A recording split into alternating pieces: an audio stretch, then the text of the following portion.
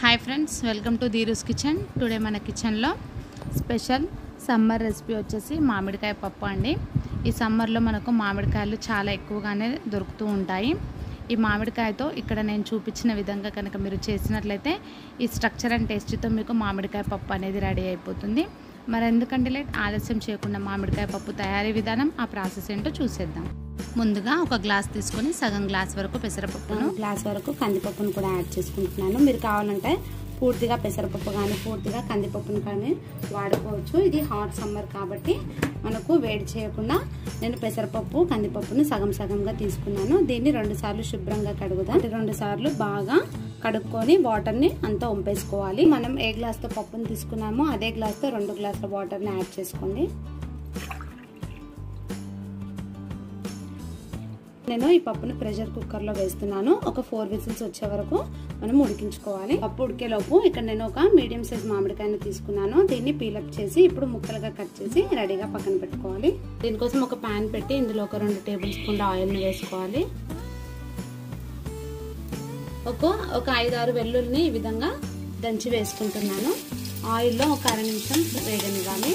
ఒక అర tea spoon జీలకర్ర, ఒక పావు టీ స్పూన్ ఆవాలు, అలాగే ఒక ఎండుమిర్చిని వేసుకొని వేగనివ్వండి బాగా ఆయిల్లో.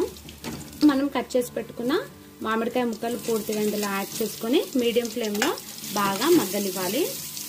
మీరు కావాలంటే కుక్కర్లో కూడా వేసుకోవచ్చు, కానీ పూర్తిగా మెత్తగా అయిపోతాయి కాబట్టి ఇలా సపరేట్గా మగ్గించుకుంటే మనకు టేస్ట్ అనేది బాగా అర్థమవుతుంది. బాగా టేస్ట్ కూడా చాలా బాగుంటుంది ఫ్రెండ్స్. మధ్య మధ్యలో మిక్స్ చేస్తూ బాగా మగ్గనివ్వాలి.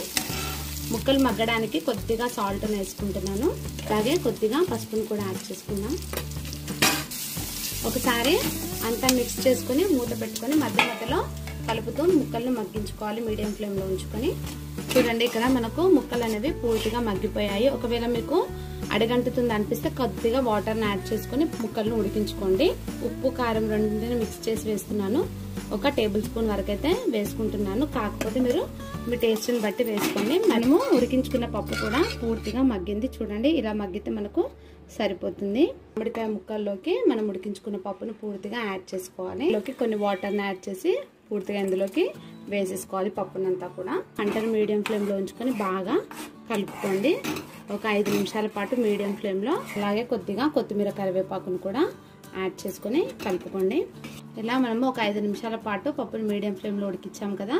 పప్పు అనేది పూర్తిగా మగ్గిపోయింది. మీరు టేస్ట్ చేసి ఇంకాస్త సాల్ట్ కానీ కారం కానీ పడితే వేసుకొని గ్యాస్ ఆఫ్ చేసుకొని సర్వ్ చేసుకుంటే చాలండి. అంతే ఫ్రెండ్స్, ఎంతో సింపుల్ అండ్ టేస్టీ మామిడికాయ పప్పు అనేది రెడీ అయిపోయింది. మీరు కూడా ఈ రెసిపీని నేను చేసిన విధంగా ఖచ్చితంగా ట్రై చేసి ఎలా వచ్చిందో కామెంట్ చేయగలరు. నా వీడియో కనుక మీకు నచ్చినట్లయితే ఒక లైక్ చేసి షేర్ చేసి సబ్స్క్రైబ్ చేయండి. Thank you for watching Dheeru's kitchen.